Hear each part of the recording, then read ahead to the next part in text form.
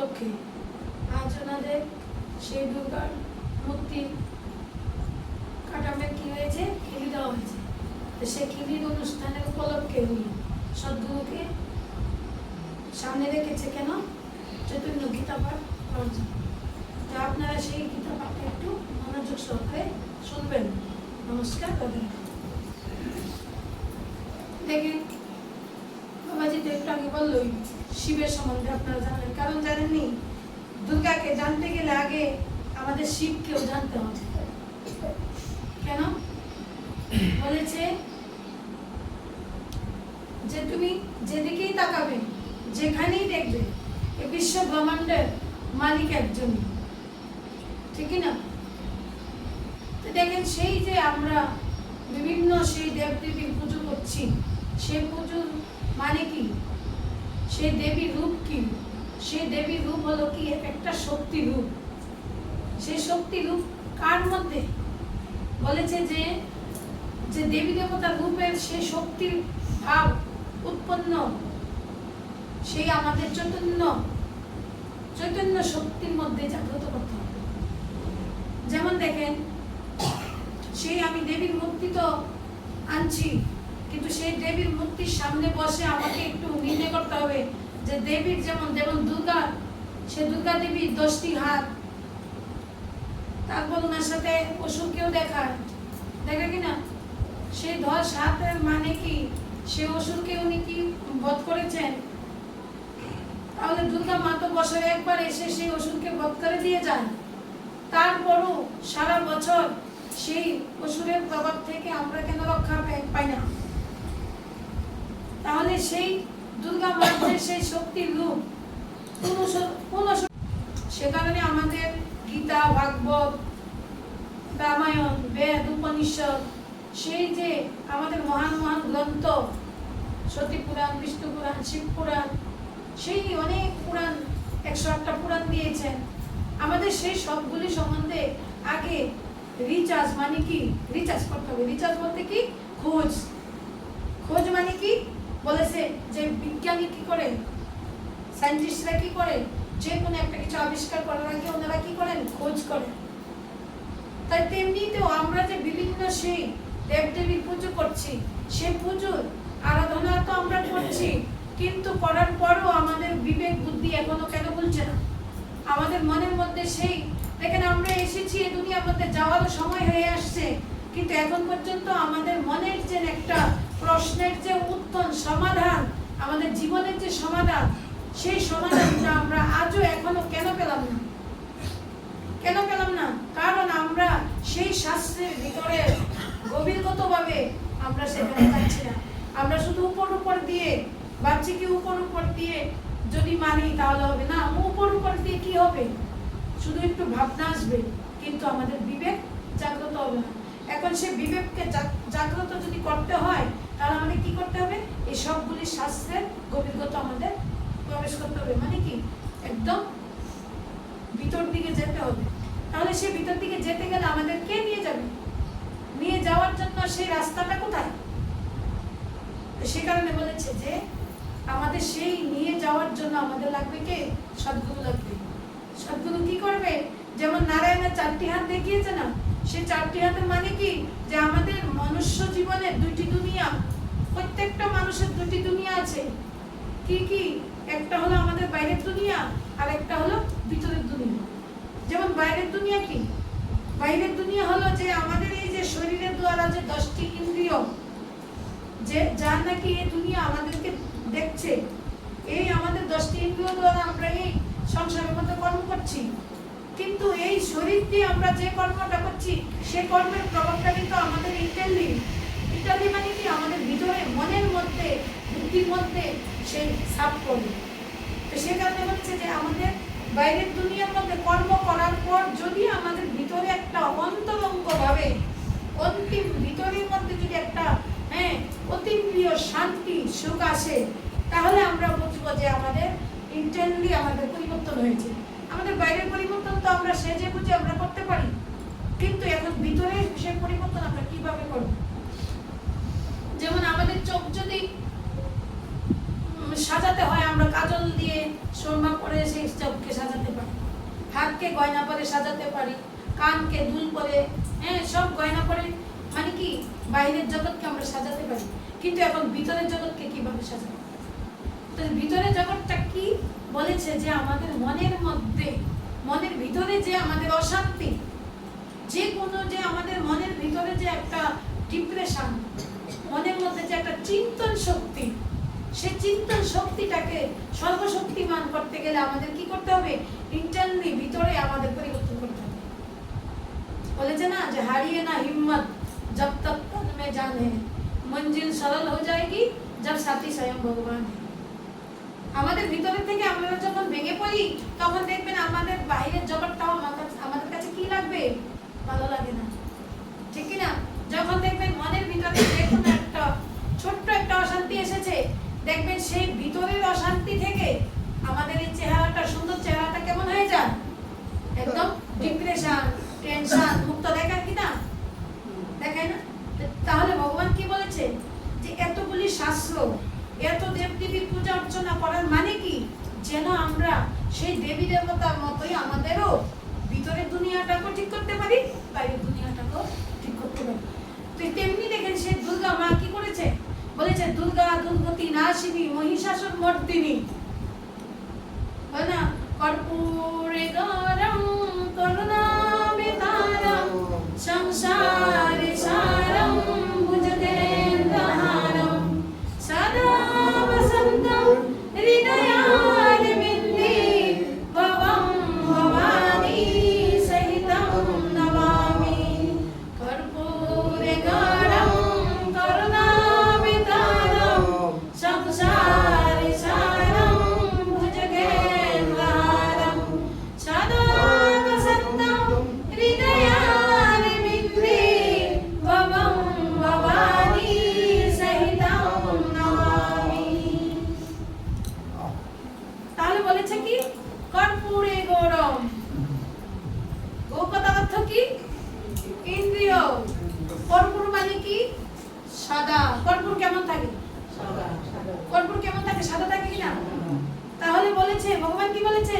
কর্পূরে গৌরম। গো মানে আমাদের ইন্দ্রিয়, সে আমাদের ইন্দ্রিয়কে কার মতন সাদা বানাতে হবে? কর্পূরের মতো সাদা বানাতে হবে, ঠিক কি না? কর্পূরে গরম করুণা বেতারম। তারপর আমাদের মনের ভিতরে ইন্টারনালি কি আসবে? করুণা। করুণা কথার অর্থ কি? দয়া। আমাদের ভিতরে কি স্থাপন হবে? দয়ার ভাবনা। এখন আমাদের ভিতরে অভাব আছে কিসের? দয়া। যখন আমাদের ভিতরে দয়া আসবে তখন আমাদের মনের মধ্যে কি আসবে? প্রেম আসবে। তারপর আমরা একজন আরেকজনের সাথে কি করতে পারবো? মন থেকে প্রেম করতে পারবো। আমরা এখন কি করছি? এক্সটার্নাল মানে কি? উপর উপর সবাইকে প্রেম করছি, কিন্তু ভিতরে আরেকটা চলছে। উপর থেকে একটা করছি কিন্তু ভিতর থেকে আরেকটা চলছে। তো সেখানে ভগবান কি বলেছে? ভগবান অন্তর্যামী। উনি কি করেন? আমাদের বাইরের জগৎটাও দেখে উনি, আমাদের ভিতরটাকেও দেখে। এখন সেই ভিতরটাতে উনি দেখে আমাদের, সে ভগবানকে খুশি করতে গেলে আমরা উপরে উনাকে যতই সাজিয়ে দেই, উনাকে যতই আমরা দ্রব্যাদি দিয়ে সাজিয়ে উনাকে সাজিয়ে দেই, কিন্তু যতক্ষণ আমাদের মনের ভিতরটা কর্পূরের মতো সাদা না বানাবো ততক্ষণ পর্যন্ত ভগবানকে খুশি আমি করতে পারবো না।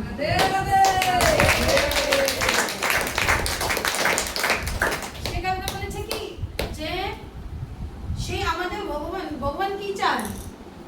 ভগবান ধন চায় না, ভগবান জন চায় না, কি চায়? মন চায়। সেখানে ভগবান কি বলেছে? যে আমাদের ভিতরে একটা চৈতন্য ফুল আছে, সেই ফুলটার নাম কি? মন ফুল। তা সেই ভগবান কি বলেছে? যে আমরা যেন সবাই সে মনের ফুলটাকে ভগবানের কাছে চরণে লাগাই। চরণ বলতে কি? যে ভগবান যে আমাদের জন্য এই বাণীগুলি দিয়েই রেখেছেন। দেখেন সেই এই বাণীগুলি এক একটা কি? এগুলি কি? শ্রীমদ্ ভগবত গীতা। সে শ্রীমদ্ ভগবত গীতা বলেন, ভাগবত বলেন, রামায়ণ বলেন, এই সবগুলি আমাদের জন্য এক একটা হীরা আর মতি। আমরা সেইগুলির পিছনে না পড়ে কিসের পিছনে পড়ছি? স্থূল ধন। স্থূল ধন মানে কি? যেমন আমরা এখন টাকা, বাড়ি, গাড়ি, গয়না গাটি, শাড়ি, ভালো বস্ত্র, ওইগুলির পিছনে সুবিধা সাধনের পিছনে পাচ্ছি, কিন্তু সেই সুবিধা সাধন কিন্তু আমাদের অল্প সময়ের জন্য, কিছুদিনের জন্য না। দেখবেন আমাদের 60 বছর পরে আমরা যতই দেহটাকে সাজাই সুন্দর লাগবে না, যৌবন থাকতে সুন্দর লাগে। 4টি অবস্থা দিয়ে কাটে কিনা? কাটে না। যেমন বলেছে যে আমাদের প্রত্যেকটা মানুষের জীবন কয়টি অবস্থা দিয়ে কাটে? 4টি। শতপ্রধান, শতসমান্য, গজপ্রধান, তমপ্রধান। তা আমাদের সেই শতপ্রধান অবস্থা মানে কি? আমাদের সেই বাল্য অবস্থা। দেখবেন বাল্য অবস্থাতে সেই শিশুদের কে না ভালোবাসে? সবাই ভালোবাসে না? তারপর আসে কি? বাল্য অবস্থার পরে আসে একটা কিশোর অবস্থা। কিশোর অবস্থা সবার কাছে প্রিয় থাকে। তারপর আসে একটা যৌবন অবস্থা। আছে কিনা? সবার জীবনে যৌবন আছে কিনা? কিন্তু সেই যৌবন অবস্থাতে আমরা কি করি? সে আমাদের নিজের রুচি মতে আমরা চলি কিনা? সেই যৌবন অবস্থাতে দেখবেন সেই যখন বাইরের জগৎ একবার চিনে ফেলে তখন আর মা বাবার দরকার পড়ে না। তখন সে বাইরের জগতে সে নিজেকে নিজের মতো মানিয়ে নিয়ে নেয় কিনা? তো সেই যৌবন অবস্থার পরেও আমাদের আরেকটা অবস্থা আসে, সেই অবস্থাটার নাম হলো বৃদ্ধ অবস্থা। আছে কিনা? কিন্তু সেই বৃদ্ধ অবস্থাতে আমরা যৌবন অবস্থাতে মনের অনুসারে যেখানে খুশি সেখানে যেতে পারি, কিন্তু বৃদ্ধ অবস্থাতে আমরা ওখানে যেতে পারি না। তখন আমরা কারো না কারোকে সাহারা বানাতে চাই কিনা? তো যে ভগবান কি বলেছে যে আমাদের প্রত্যেকটা পৃথিবীর নিয়ম, সে বিধির বিধান। যেমন দেখেন সে কত সুন্দর একটা দিন ছিল কিনা কিছুক্ষণ আগে, এখন সেই সন্ধ্যা হয়ে রাত্রি হয়ে আসলো কিনা? তো দিনের পরে রাত্রি এসেছে কিনা? আবার সেই রাতটা কি সদা থাকবে না? আবার কিছু ঘন্টার পর আবার সেই দিন চলে আসবে কিনা? তেমনি আমরা তো জন্ম হয়ে এখানে এসেছি, আমাদের আবার যেতে হবে কিনা? বলেন, যেতে হবে কিনা? কত রাজা মহারাজারা কত সুন্দর করে মেহেল বানিয়ে রেখেছে, কিন্তু সে মেহেলগুলি আছে কিন্তু ওনারা নেই। তা আমরা তো আমাদের যে ব্যক্তিগত মেহেল বানাচ্ছি সে মেহেল তো পরে থাকবে, কিন্তু আমি তো থাকবো, ঠিক কিনা? আমরা থাকবো। তাহলে যে ভগবান কি বলেছে? বাবাজি একটু বললো না যে কি বানিয়েছে? যে মন্দির বানিয়েছে, শিব মন্দির বানিয়েছে, যেমন 5 জন এসে বসে সৎসঙ্গ করতে পারে সেমন ব্যবস্থা বানিয়েছে, হসপিটাল বানিয়েছে, বিদ্যালয় বানিয়েছে, অনাথালয় বানিয়েছে, বৃদ্ধাশ্রম বানিয়েছে। কিন্তু উনি যাওয়ার পরও উনার সেই যে কর্মকাণ্ড রেখে গিয়েছেন কিনা? কিন্তু উনি এই শরীরটা ছেড়েও উনি মৃত্যু হয়েও কি হয়ে আছে?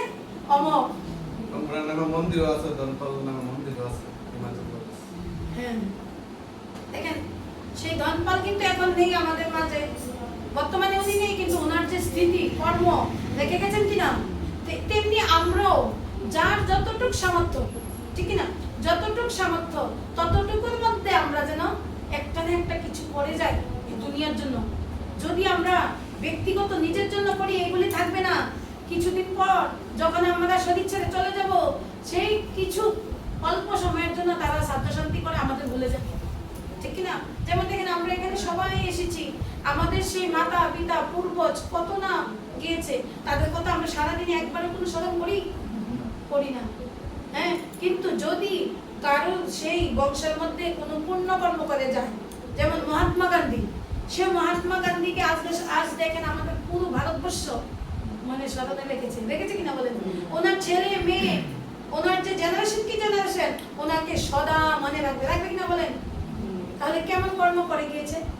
তাহলে আমরা সেই আমাদের জেনারেশনের জন্য আমরা কি রেখে যাবো বলেন? ভোগ বিলাসা, বাস সকাল হলে শুধু খালি দিন গায়া খাকে রাত গায়া শোকে, দিনটা গেল খেতে খেতে আর রাত্রিটা গেল ঘুমাতে।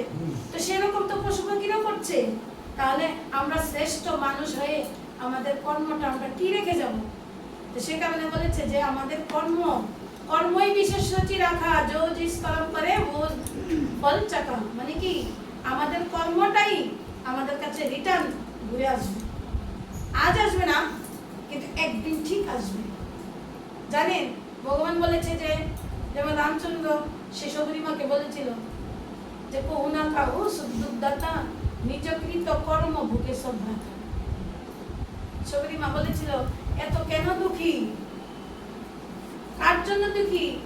বলেছে যে কেউ কারোর জন্য এই সংসারের মধ্যে দুঃখী নেই। এই সংসারের মধ্যে আমরা নিজের ব্যক্তিগত কর্মের জন্য আমরা দুঃখী। জানেন আমরা যদি কর্মটা 10 বছর আগেও করে এসেছি, তো সেই কর্মটা পুণ্যের ভাগ্যের ফলে হয়তো আমাকে ধরতে পারেনি, কিন্তু যেদিন আমি সেই পুণ্যের ভাগ্য আমার শেষ হয়ে যাবে, ওই দিনে ওই কর্মটা 1000 গুণ হয়ে আমার কাছে ফিরে আসবে।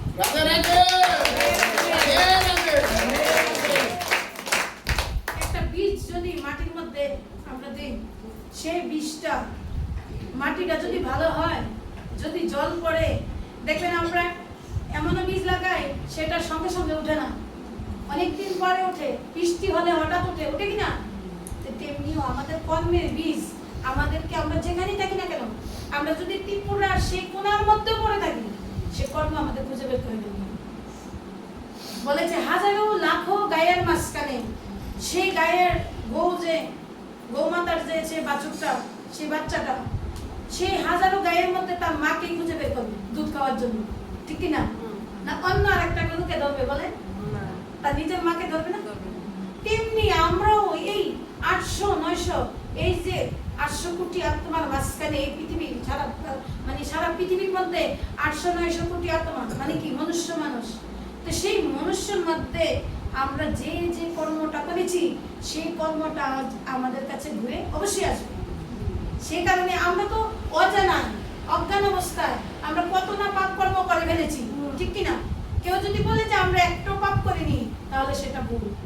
কারণ আমরা জানায় অজানায় অনেক পাপ করে ফেলেছি, কিন্তু সেই পাপগুলিকে এখন মোচন আমাদের করতে হবে। কিভাবে কিভাবে করব? আরে যদি পাপ মোচন করার, দেখবেন বড় বড় বিজনেসম্যানরা কি করে, বড় করে কালী পুজো করে কিনা, ঠিক কিনা? যদি কালী পুজো করে, বড় পুজো করে পাপ মোচন করা যেত, তাহলে তারা কি করতো? বস্তা ভরে ভরে সে টাকা পণ্ডিতকে দিত আর বলতো মন্ত্র, শ্রেষ্ঠ শ্রেষ্ঠ মন্ত্র বলো আর আমার পাপ সব মোচন করো। এরকম কোন রাস্তা আছে? সে রাস্তা নেই। কারণ শ্রীকৃষ্ণ অর্জুনকে দিয়ে আমাদের সে শাস্ত্রতে প্রমাণ দিয়েছে, হে অর্জুন, তোমার নিজের কর্ম তোমার নিজেকে করতে হবে, আর তোমার নিজের উদ্ধার তোমার নিজেকে করতে হবে। আমাদের সেই নিজের উদ্ধার আমরা কিভাবে করব? শ্রীকৃষ্ণ কিভাবে দেখিয়েছে? কর্মের মাধ্যমে, ঠিক কিনা? যদি দেখেন আমরা যদি অন্য কেউ যদি আমার সেই কর্মটাকে সুধার করে দিতে পারতো, তাহলে সে অর্জুনকে উনি গীতার জ্ঞান শোনাতে শোনাতে কর্ম করার জন্য কেন বলেছে বলুন? কেন বলেছে? কর্মই বিশেষ চিরাকা, কর্ম ছাড়া হবে না, তোমার কর্মই তোমাকে একদিন ধরে ফেলবে, ঠিক কিনা? দেখবেন আমরা অনেক সময় আমাদের মনে হয় যে আরে উনি তো কত সৎসঙ্গ করেছে, উনি তো কত পূজা অর্চনা করেছে, আজ কেন এত দুর্দশা না? আমি গো আর পুজোই করবো না, পুজো করলে এমন দুর্দশা, তাহলে না করাই ভালো।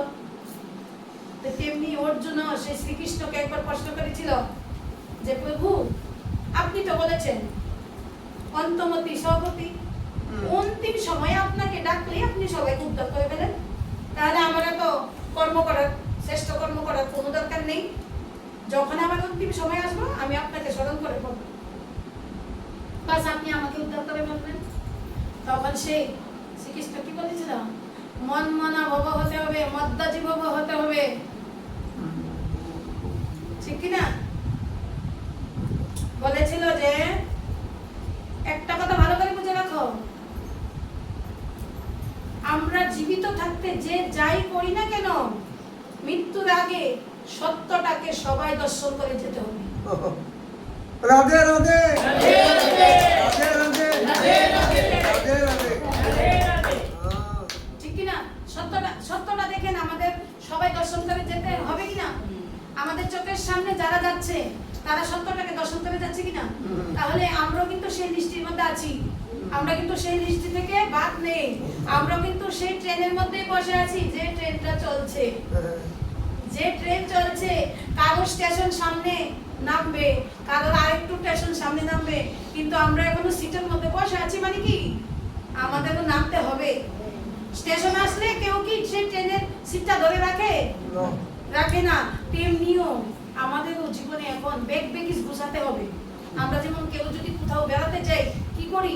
পুরা ঘরটাকে কিন্তু তুলে নেই না, নেই না, কিছু সাময়িক কিছু সুবিধা সাধন, মানে কি যেগুলি আমাদের জীবনের নিত্য প্রয়োজনীয় সেগুলি আমরা সঙ্গে একটা ব্যাগের মধ্যে রাখি কিনা? তেমনিও আমাদেরও যাওয়ার আশা করার, মানে যাওয়ার এখন সময় হয়ে আসছে, আমাদের সবাইকে এখন ব্যাগ ব্যাগিস গুছাতে হবে। তাহলে আমরা কিসের ব্যাগ গুছাবো? টাকার ব্যাগ? গয়নাকাটির ব্যাগ? এখানে না, যতই দেখেন মার্সিডিজ কার কয়টা পরে থাকে গ্যারেজের মধ্যে, কিন্তু শরীরটা থেকে যখন চৈতন্য শক্তি আত্মাটা বেরিয়ে যায় তখন সেই বডিটাকে নিয়ে যাওয়ার জন্য শ্মশানে সেই রিলি বাসে সেই কাচের গাড়িটাই আসে সব। ঠিক কি না? তাহলে আমি যখন আমার শরীরের মধ্যে প্রাণ ছিল তখন তো সেই কার ছাড়া আমি একটা পাও হাঁটতাম না, কিন্তু যখন আমার এই বডি থেকে প্রাণটা চলে গেছে তখন আমার সেই কিনা গাড়িটা আমার এই দেহটাকে নেয় না, আমার এই দেহটাকে নেওয়ার জন্য রিলি বাস থেকে গাড়ি নিয়ে আসা হয়। তাহলে একবার ভাবেন আমরা কিসের অহংকার করছি, কিসের এত বড়াই করছি, একদিন তো সবাইকে যেতে হবে। বলেছে না, এই দেহের মূল্য নাই পুরা দিলে হইবে ছাই, এই দেহের মূল্য নাই পুরা দিলে হইবে ছাই, প্রাণে বায়ু ছাড়িয়া যাইবে, আমারও যাইতে হইবে সময় আসিলে, এই দেহের মূল্য নাই পুরা দিলে হইবে ছাই, এই দেহের মূল্য নাই পুরা দিলে হইবে ছাই, প্রাণে বায়ু ছাড়িয়া যাইবে, আমারও যাইতে হইবে সময় আসিলে। দেখেন, এই দেহের কোনো মূল্য নেই। আমরা জীবিত থাকতে এই দেহটাকে কত মূল্যবান মানি, কিন্তু না, বলেছে যে আমরা এই দেহের মধ্যে থাকতে থাকতে আমাদের কর্মটাকে যদি মূল্যবান বানিয়ে ফেলি একবার, তাহলে আমাদের এই দেহটার মূল্য আছে, ঠিক না? যেমন দেখেন আমাদের সেই ভারতবর্ষের আব্দুল কালাম জি, ওনার দেহের কত মূল্য, ঠিক কি না? ওনার সেই জীবনটা আমাদের জন্য একটা কি ছিল, একটা অমূল্য একটা সম্পদ ছিল। আজ উনি চলে গিয়েছেন, আমরা একটা সম্পদকে হারিয়ে ফেলেছি, ঠিক কি না? আজ যদি উনি বেঁচে থাকতেন তাহলে আমাদের ভারতের অবস্থা আরো কত এগিয়ে যেত, যেত কি না? তাহলে কত মূল্যবান একটা দেহ আমরা হারিয়েছি। তাহলে আমরা সেই সেই যে দেহটার জন্য আমরা এখনো আফসোস করছি, আমরা এখনো ওনার জন্য কান্না করছি, তাহলে আমাদের জন্য কে কাঁদবে বলে? আমাদের এই দেহের জন্য কে মনে রাখবে? তাহলে আমাদেরও তো একটা শরীর, ওনারও তো একটা শরীর। তাহলে দেখেন দুটি শরীরের মধ্যে কত তফাৎ। শরীরের মধ্যে কোনো তফাৎ নাই। ওনার মধ্যে যেমন 10টি ইন্দ্রিয় ছিল, চক্ষু, কর্ণ, নাসিকা, জিহ্বা, ত্বক, হাত, পা, ভুজদান, লিঙ্গদান, মুখ, আমাদের সবার মধ্যে আছে সেগুলি, আছে কিনা বলেন? আছে। ওনার চোখ ছিল, আমারও চোখ, আমাদেরও চোখ আছে। ওনার যে দৃষ্টি, আমাদের যে দৃষ্টি, দুইটি তফাৎ। ওনার দৃষ্টির মধ্যে কি ছিল? জগতের কল্যাণকারী। আর আমাদের দৃষ্টির মধ্যে কি? আমার কল্যাণ, ঠিক কি না? দেখেন কত ভাবনা, রাত আর দিনের মধ্যে কত তফাৎ। তেমনি ভগবান কি বলেছে? একবার মেরে লিয়ে রোকে তো দেখ, সারি দুনিয়া কো তেরে লিয়ে না রুলা দো তো কেনা। একবার তুই আমার জন্য কেঁদে দেখ, সারা দুনিয়াকে তোর জন্য কাঁদাবো। তেমনি দেখেন সে আব্দুল কালাম জি একবার কি করেছেন? ভগবানের জন্য কেঁদেছে, সারা জগতের জন্য কেঁদেছে। সেজন্য আজ ওনার জন্য আমরা কাঁদছি, কাঁদছি কিনা? সারা জগৎকে উনি আপন বানিয়েছে কিনা? আর আমরা ঘরের মধ্যে 5টি লোক থেকেও আপন কাউকে কেউ বানাতে পারছি না। তাহলে আমরা কিভাবে জগতের কল্যাণ করবো বলেন? তাহলে সেইভাবে আমাদের মনটাকে কি করতে হবে? পরিবর্তন করতে হবে। আমাদের মনটা যদি এক দাঁড়াতে আমরা রেখে দেই তাহলে কি লাভ হবে? সবাই কিন্তু চলে যাচ্ছে আমাদের জীবন থেকে। আজ দেখেন আমরা সবাই এখানে আসতে পেরেছি, এমন একটা সময় আসবে আমরা সেই আজকের দিনের কথা বলি, বিছানায় বসে বসে ভাববো যে ওই দিনটা যদি আমি জেগে যেতাম তাহলে আজ আমি কত আনন্দে, পরম আনন্দে থাকতাম, ঠিক কি না বলে? সে কারণে বলেছে जो कुछ करना है आज यही निकले दिल से आवाज। কালকের জন্য কোনো কিছু রাখবে না, কারণ কেন? কালকের জন্য যেটা রেখেছো সেটা মনে করবে কাল খেয়ে ফেলবে। বলেছে খারাপ কর্ম করার জন্য, অধর্ম করার জন্য বলবে যে কাল করব, আর ধর্ম সৎকর্ম করার জন্য বলবে আজ করব। जो कुछ करना है आज आज। সে কারণে ভগবান কি বলেছে? কাল কবি आता नहीं और आज कभी जाता नहीं। কাল किसने देखा? কাল কেউ দেখেছে? না। শুভা মাতাজি তো আমাদেরকে বলেছিল কাল কিন্তু বাবাজি যেতেই হবে, পাঠ করতে হবে। তা আমরা কি এখানে এসে কাল বলেছি না আজই বলেছি? তাহলে সবার জীবনে আজ হলো কি বর্তমান। সে কারণে ভগবান শ্রীকৃষ্ণ কি বলেছে, তোমরা আজ বর্তমানটাকে সফল বানিয়ে ফেলো, দেখবে তোমাদের অতীত আর ভবিষ্যৎ শ্রেষ্ঠ হয়ে গিয়েছে। আমরা শুধু কি করছি, অতীতের কথা চিন্তা করে করে সময় নষ্ট করছি। যে ওই ব্যক্তিটা আমাকে কত কথা শুনিয়েছে, সেই কথার জবাব যদি আমি ফিরিয়ে 10 গুণ না দিতে পারি, সেই চিন্তন মন্থনে আমাদের বর্তমানটাকে নষ্ট করছি। তারপর ভবিষ্যতে কি হবে সেই কথা, আরে আমার ভবিষ্যৎ কি হবে সেই কথা ভাবতে ভাবতে আমার আজ বর্তমানটা নষ্ট করে ফেলছি। সেখানে ভগবান কি বলেছে, যে সেই অতীত আর ভবিষ্যতের কথা চিন্তা ছেড়ে দিয়ে এখন আমাদের বর্তমানটাকে সুন্দর বানাতে হবে।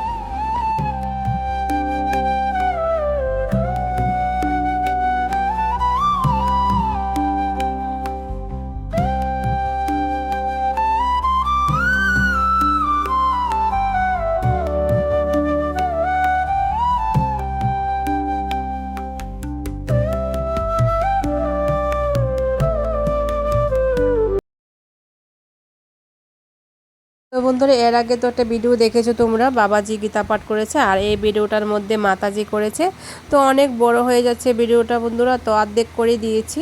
তোমরা যদি এরকম ভিডিও দেখতে চাও প্লিজ ছোট করে কমেন্ট করে জানাবে। তো আজ এ পর্যন্তই, আবার দেখা হচ্ছে নেক্সট একটা ভিডিওতে। তোমরা সবাই ভালো থাকবে, সুস্থ থাকবে, রাধে রাধে।